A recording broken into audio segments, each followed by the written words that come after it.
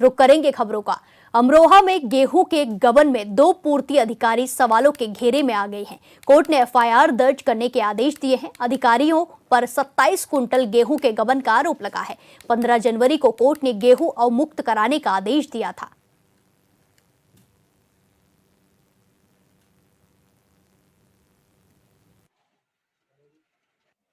क्रम क्या अपने यहाँ से हम 5 किसान सांटे होकर गेहूँ को बेचने ले जा रहे थे, तो इन्होंने रास्ते में सब इंस्पेक्टर ने हमारी गेहूँ पकड़ ली।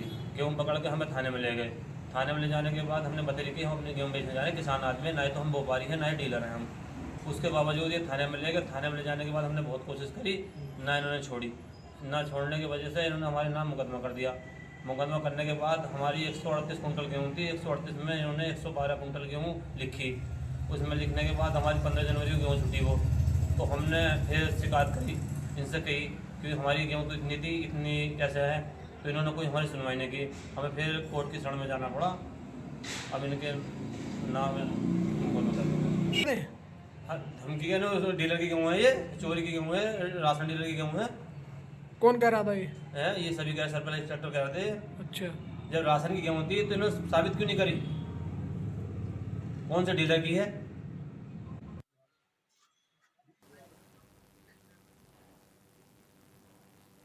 इस खबर पर ज्यादा जानकारी के साथ हमारे संवाददाता सुमित अग्रवाल हमसे फोन लाइन पर जुड़ चुके हैं। सुमित, जिस तरीके से मामला सामने आया है कि 2 पूर्ति अधिकारियों पर गाज गिरी है, उन पर गेहूं के गबन का आरोप लगा है, क्या कुछ ये पूरा मामला है और क्या कुछ इसमें अपडेट देखने को मिला है?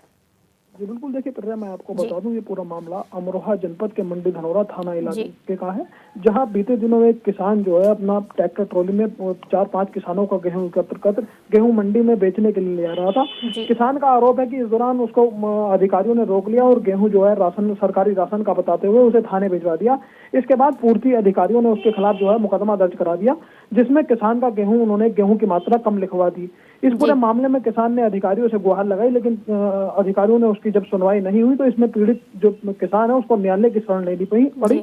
इस पूरे मामले में न्यायालय में जो है पूर्ति निरीक्षक और सहायक पूर्ति निरीक्षक जो तत्कालीन दोनों अधिकारी हैं, एक पूर्ति निरीक्षक प्रीति शर्मा और तत्कालीन पूर्ति सहायक मोहित के खिलाफ मुकदमा दर्ज करने के आदेश दिए हैं। वहीं पूरे मामले में कोर्ट ने यह भी आदेश दिए हैं कि 7 दिन के भीतर जो है पुलिस कार्रवाई की रिपोर्ट न्यायालय में प्रस्तुत करेगी। जी सुमित, जिस तरीके की खबरें हैं कि 2 अधिकारियों पर गाज गिरी है, उन पर एफआईआर दर्ज करने के आदेश दिए गए हैं, ऐसे में 2 अधिकारी हैं या फिर और किसी अधिकारी पर भी गाज गिर सकती है, ये संख्या और भी बढ़ सकती है, ऐसी कुछ खबर है, ऐसी कुछ संभावनाएं दिख रही हैं?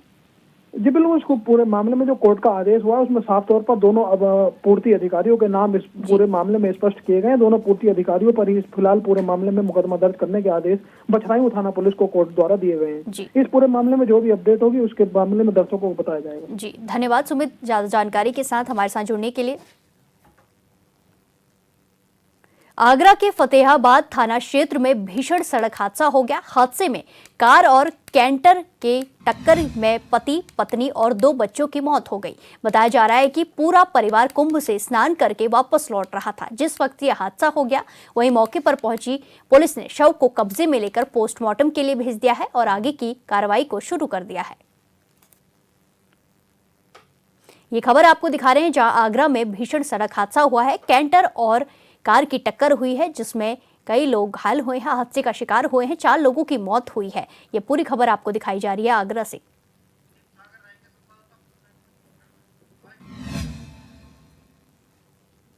इस खबर पर ज्यादा जानकारी के साथ हमारे संवाददाता संदीप सागर हमसे फोन लाइन पर जुड़ चुके हैं। संदीप, जिस तरीके की खबरें सामने आई हैं कि 2 गाड़ियों में टक्कर हुई है, इसमें क्या कुछ वजह रही? क्या ओवर स्पीडिंग वजह है या फिर कोहरा वजह है? क्या कुछ इसमें वजह है और कार्रवाई देखने को मिल रही है? हाँ बिल्कुल, देखिए ये पूरी जो घटना है, जो हादसा है वो रविवार की मध्य रात्रि में करीब 12 से 1 के बीच में हुआ है। ये परिवार है जो दिल्ली के उत्तम नगर का रहने वाला है।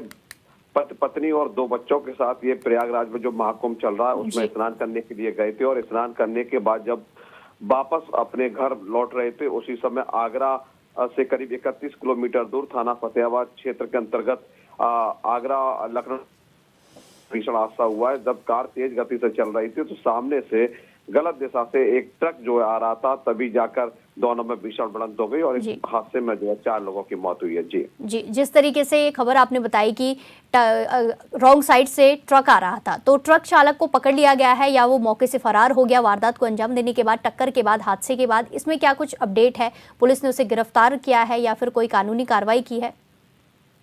बिल्कुल, देखिए हादसे के बाद जिस तरह से जो घटना थी, हादसा हुआ था, वो गंभीर था और जो इस कार में जो सवार यात्री थे वो बुरी तरह से फंस गए थे। इस हादसे को देखकर चालक का अभी तक कोई पता नहीं चल पाया, गाड़ी को छोड़कर चालक फरार हो गया है। ऐसे में पुलिस ने जो है कार्रवाई करते हुए दोनों वाहनों को जो क्षतिग्रस्त हुए थे उनको अपने कब्जे में ले लिया, कैंटर को भी अपने कब्जे में ले लिया, कार को भी अपने कब्जे में ले लिया। और देर रात जिस तरह से ये हादसा हुआ और इस हादसे में 4 लोगों की जो मौत हुई है, उन चारों लोगों के सबको पुलिस ने पोस्टमार्टम के लिए पोस्टमार्टम गृह में भिजवा दिया है। जी धन्यवाद संदीप, हमारे साथ जानकारी साझा करने के लिए।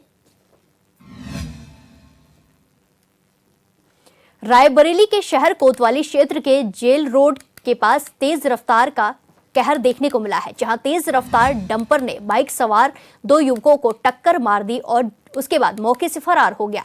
इस हादसे में एक युवक की मौके पर ही मौत हो गई, वहीं दूसरा गंभीर रूप से घायल बताया जा रहा है। वहीं सूचना पर पहुंची पुलिस ने घायल युवक को इलाज के लिए अस्पताल में भर्ती कराया और मृत युवक के शव को कब्जे में लेकर पोस्टमार्टम के लिए भेज दिया है और आगे की कार्रवाई में पुलिस जुट गई है।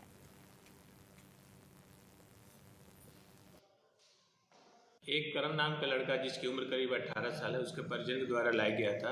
अभी उसके एग्जामिन करने में कोई वाइटल साइन सिम्टम को नहीं मिलने की वजह से मुझे ब्रॉड डेड एक्सपायर डिक्लेयर करना पड़ा। बाकी उसके बॉडी को पोस्टमार्टम के लिए रखवा दिया गया है। अटेंडेंट द्वारा ही पता चल रहा है कि सीएमओ ऑफिस के पास उसी रोड पे कहीं कुछ जार एक्सीडेंट हुआ जिसके उससे छोटे आई, उसे ऑन द स्पॉट एक्सपायर हो गया। ये तो जांच का विषय है कैसे एक्सीडेंट हुआ। बॉडी रखवा दिया गया है। इस बच्चे का नाम है करण, 18 साल। ये कप्तान का पूर्वा थाना कोतवाली का रहने वाला है।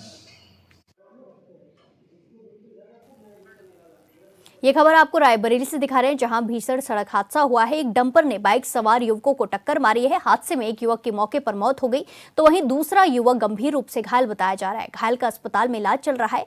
पुलिस ने इसमें कार्रवाई भी की है और इसके बाद मौके से डंपर चालक फरार होता बताया जा रहा है। ये खबर आपको रायबरेली से बता रहे हैं, जहां डंपर ने एक बाइक सवारों को टक्कर मारी है।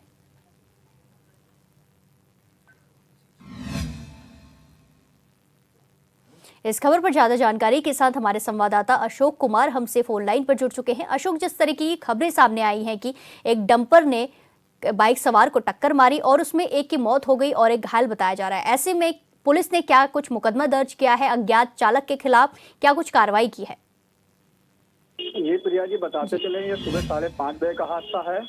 एक मट्टी भरा डंपर तेजी से निकल रहा था, उसने मोटरसाइकिल को जोरदार टक्कर मार दी है, जिसमें 2 युवक बैठे हुए थे। एक गंभीर रूप से घायल हो गया, दूसरे ने वहीं जान छोड़ दी है, वहाँ मृत हो गई है उसकी। बताते चले कि एक को सीएससी पहुंचाया गया है, जहाँ से उसको एम्स रेफर कर दिया गया है। अभी चालक का पता नहीं लगा है। पुलिस ने को लेके पोस्टमार्टम के लिए भेज दिया है जी। आगे कार्रवाई बाद में की जाएगी जी। ऐसे में ये खबर आ रही है कि डंपर से टक्कर मारी गई। ऐसे में जो डंपर चालक था वो डंपर लेकर ही फरार हो गया या उसमें से निकलकर भागा, ऐसा कुछ क्या कुछ इसमें खबर है? क्या कुछ जानकारी सामने आई है? जी तो यही बता चले, डंपर 5:30 बजे का मामला है सुबह का, तो वहाँ भीड़ भाड़ कम रहती है, सन्नाटा रहता है ठंडी की वजह से, इसलिए डंपर वहाँ मौके से फरार हो चुका है। अभी डंपर का कुछ पता नहीं लगा जी। धन्यवाद अशोक हमारे साथ जानकारी साझा करने के लिए। प्रतापगढ़ के कोहडोर थाने के पास डीसीएम और कार की भीषण टक्कर हो गई, जिसमें 2 लोगों की दर्दनाक मौत हो गई और 2 बच्चों समेत 6 व्यक्ति गंभीर रूप से घायल हो गए। आशंका जताई जा रही है कि इस हादसे में घायलों की संख्या और भी बढ़ सकती है।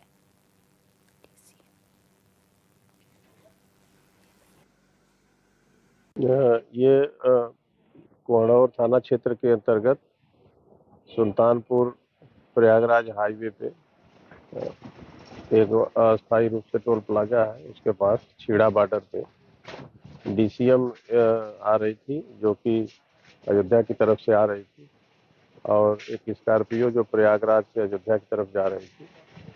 इन दोनों में एक्सीडेंट हुआ है, जिसमें कुल 10 लोग घायल हैं और इसमें लोगों को वहाँ सीएससी कोहडोर से रेफर किया गया था जिला अस्पताल के लिए, जिसमें मैनपुरी के रहने वाले जो स्कॉर्पियो सवार थे 2 लोगों की मृत्यु हो गई है। शेष रूप से बाकी शेष लोगों का इलाज चल रहा है, स्थिति सामान्य है। एक इसमें से एम्स रायबरेली के लिए रेफर किए गए। बिजनौर में बढ़ती ठंड और कोहरे के चलते सड़कों पर वाहन रेंगते हुए नजर आ रहे हैं। लोग ठंड के चलते अलाव का सहारा ले रहे हैं। शहर में धूप नहीं निकल रही, वहीं सड़कों पर कोहरे की चादर लिपटी हुई है।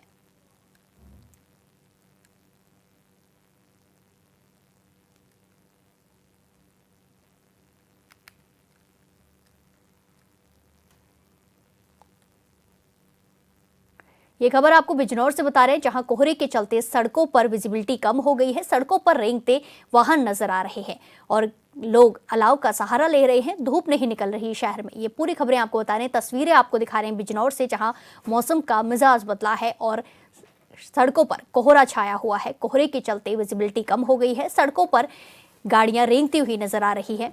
बिजनौर की ये तस्वीरें आपको दिखाई जा रही है। टीवी स्क्रीन पर जो तस्वीरें हैं ये बिजनौर से दिखाई जा रही हैं, जहां पूरे शहर को कोहरे ने ढक लिया है। कोहरे के चलते सड़कों पर विजिबिलिटी कम हो गई है, कुछ दिखाई नहीं दे रहा है। सड़कों पर रेंगते हुए नजर आ रहे वाहन, जिसकी वजह से यातायात में भी प्रभाव पड़ रहा है। कई सारे लोग अलाव का सहारा ले रहे। मौसम का मिजाज बदला है, इस वजह से कोहरे ने पूरे शहर को ढक लिया है।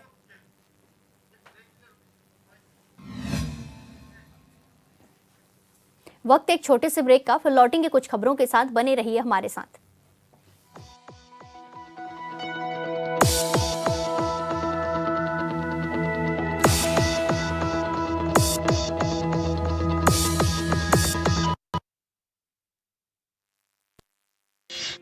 आपका पसंदीदा न्यूज चैनल HNN 24/7 अब टाटा प्ले के चैनल नंबर 1141 पर भी उपलब्ध है। पेट दफा, रोग दफा, सबको पता, फिर तुझको नहीं क्यों पता? पेट दफा, हर रोग दफा, एक ही जगह।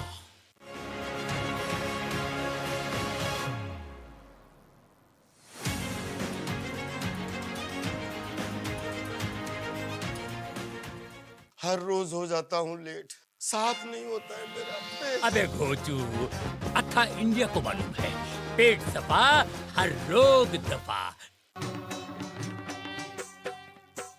हमारी सभ्यता ही हमारी विरासत है। HNN 24/7, जुनून सच दिखाने का। अबे घोचू, जी के स्ट्रॉन्ग करने का अथा इंडिया को मालूम है, पेट सफा, हर रोग दफा, एक ही जगह। गंगा सी पवित्रता उत्तराखंड के कण कण में है। HNN 24/7, जुनून सच।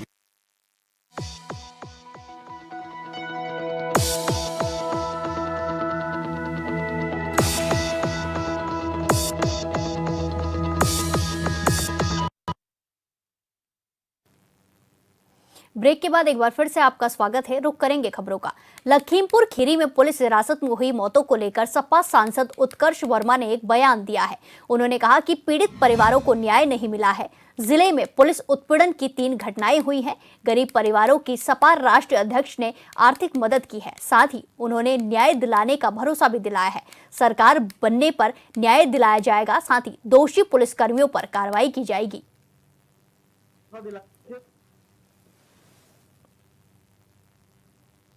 उनके पीड़ित परिवार को न्याय नहीं मिला। देखिए, जो पुलिस की उत्पीड़न में घटनाएं हुई थी 3 जगह, उनके पीड़ित परिवार को न्याय नहीं मिला। गरीब परिवार थे, राष्ट्रीय अध्यक्ष जी ने उनकी आर्थिक मदद करी है और ये भरोसा दिलाया है कि जब समाजवादी पार्टी की सरकार बनेगी तो उन पीड़ित परिवारों को न्याय दिलाया जाएगा और जो दोषी पुलिसकर्मी हैं उनके ऊपर कार्रवाई की जाएगी।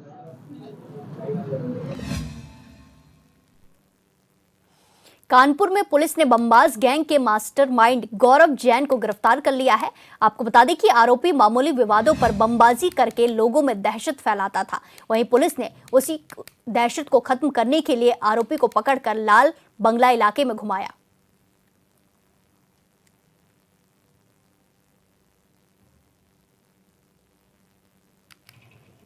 जैसा आप जान रहे हैं कि विगत दिनों में लाल बंगला में कुछ अराजक तत्वों के द्वारा वहाँ पे फायरिंग की गई, जिसको लेकर के हमारे पुलिस कमिश्नर साहब ने इस पर सख्त कार्रवाई के लिए कहा था। पूरी टीम लगाई हम लोगों ने, डेली मॉनिटरिंग करते हैं हमारे डीसीपी, मैं खुद स्वयं, मेरे एसीपी दिलीप, और लगातार मुलजिमों की गिरफ्तारी हो रही है। 4 एक बार गिरफ्तार हुए हैं, 3 गिरफ्तार हुए हैं, फिर 1 गिरफ्तार हुआ, आज फिर 3 गिरफ्तार हुए हैं।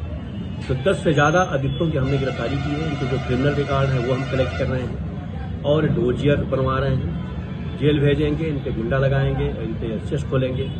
और जो जिस तरीके का एक माहौल ख़राब कर रखा है छोटे से मोहल्ले में, उस मोहल्ले में भी हम लोग बात कर रहे हैं। और मैसेज ये है कि जो भी इस तरीके का विरुद्ध काम करेगा, कानून के विरुद्ध काम करेगा या समाज में ऐसा मैसेज देने का प्रयास करेगा कि जो इमेज खराब करता है, उस पर पुलिस सख्त कार्रवाई करेगी। और ये लगातार उसी का हिस्सा है। ये तीनों रिवार्डे हैं 25,000 के, ये जेल जा रहे हैं। और बाकी जो शेष बचे हुए हैं उसका भी हम लोगों के पास काफ़ी डिटेल मिल चुका है।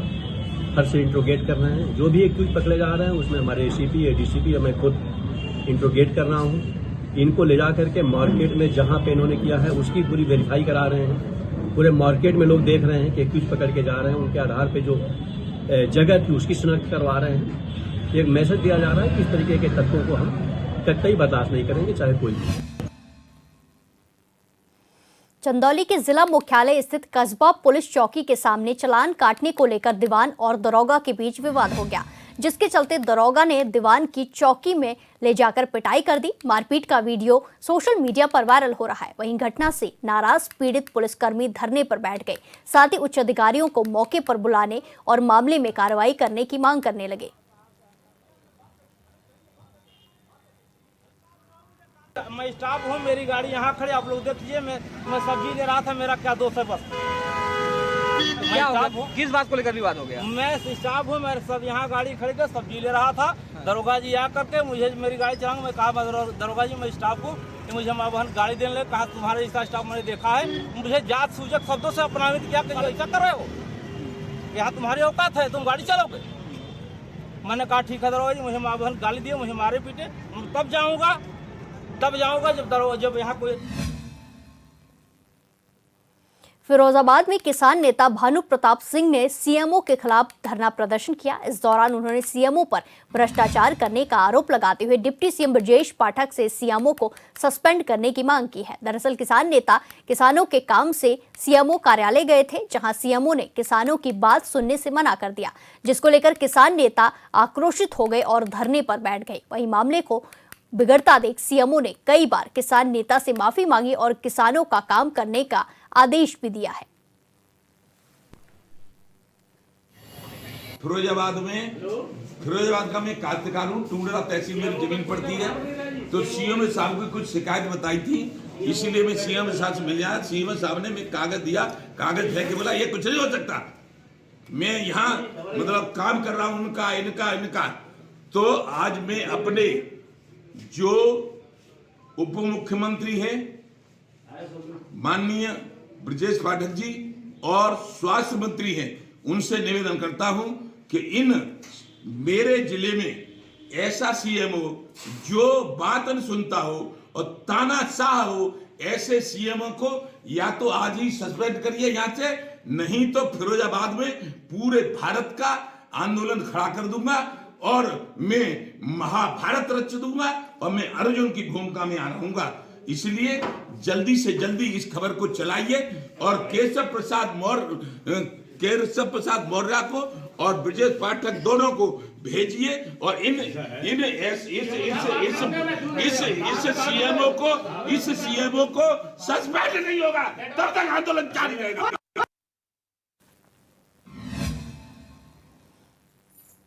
खबरों में आगे बढ़ते हैं। रामपुर के सिविल लाना क्षेत्र में आपसी विवाद के चलते 2 लोगों पर फायरिंग की गई। इस दौरान दोनों लोग गोली लगने से घायल हो गए, जिन्हें सूचना पर पहुंची पुलिस ने अस्पताल में भर्ती कराया। घायलों का कहना है कि आरोपी हमलावर अपने पिता को नेता बताता है और उनके नाम पर रंगदारी भी मांगा करते हैं। फिलहाल पुलिस मामले की जांच कर रही है।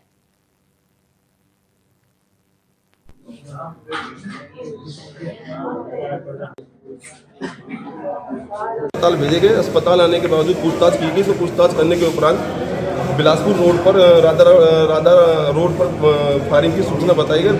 फायरिंग की सूचना के अनुसार 4 व्यक्तियों के द्वारा फायरिंग करना बताया गया।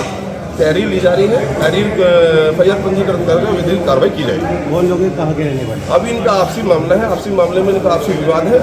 इसका दूसरा पक्ष है जो अभी आरोप लगा रहे हैं। कितने लोग घायल हैं? अभी 2 लोग घायल हैं, दोनों सही है, सही सुरक्षित है, बोलचाल रहे हैं, ऐसी गंभीर चोट नहीं है। उरई में OTS यानी कि वन टाइम सेटलमेंट योजना को लेकर अधिशासी अभियंता जितेंद्र नाथ ने जानकारी दी। उन्होंने बताया कि उपभोक्ता इस योजना के तहत अपना बकाया बिलों को आसानी से जमा कर सकते हैं। इस योजना के तहत उपभोक्ताओं को विशेष छूट दी जा रही है, जिससे वो अपने बकाये बिलों का निपटारा कर सकते हैं। उन्होंने ये भी स्पष्ट किया कि अगर उपभोक्ता इस योजना का लाभ उठाकर अपने बिल जमा नहीं करते हैं तो उनके कनेक्शन काटने की कार्रवाई की जाएगी।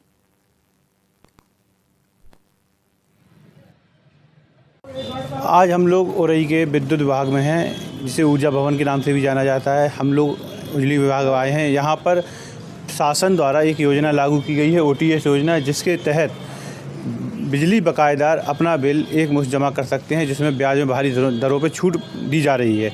हमारे साथ बिजली विभाग के XCN श्री जितेंद्र नाथ जी हैं। इनसे बात करते हैं और जानते हैं OTS योजना क्या है और इससे उपभोक्ताओं को क्या लाभ हैं। नमस्कार सर। नमस्कार। ये OTS योजना क्या है? OTS योजना एक मुफ्त समाधान योजना है, जिसमें हमारा Uttar Pradesh power corporation limited ने उपभोक्ताओं को राहत देने के लिए जो ब्याज जिनमें लगा हुआ है उसके लिए एक योजना लॉन्च किया, जिससे जो है हमारे जो विद्युत बकाये हैं वो समय से जमा हो सकें और उपभोक्ताओं को बकायेदारों से राहत हो। इसमें 3 चरण थे। प्रथम चरण हमारा जो है इसमें एक फर्स्ट पेज तो ख़त्म हो गया। दूसरा चरण ये हमारा 31 जनवरी तक अभी है, इसको एक्सटेंड कर दिया गया है। और तीसरा जो चरण है हमारा 1 फरवरी से 15 फरवरी तक है। तो इसमें ब्याज में छूट है, 50% है। पहले आएंगे तो ज़्यादा फ़ायदा मिलेगा उपभोक्ताओं को, ज़्यादा देर में आएंगे तो उनको कम फ़ायदा मिलेगा। और उपभोक्ताओं से अपील है कि अपना विद्युत बकाया समय से जमा करें और अपना विद्युत विच्छेदन होने से बचें, जिससे जो है उनकी कोई परेशानी ना हो। ये थे हमारे साथ XCN जितेंद्र नाथ जी, जिन्होंने बताया कि किस तरह OTS योजना का उपभोक्ताओं को लाभ मिल सकता है और किस तरह 3 चरणों में योजनाएं थी, जिसमें से तीसरा चरण चल रहा है। जालौन से विकास गुप्ता, HNN न्यूज़ चैनल के लिए। इस बुलेटिन में फिलहाल के लिए इतना ही। बाकी तमाम खबरों के लिए देखते रहिए HNN 24/7। नमस्कार।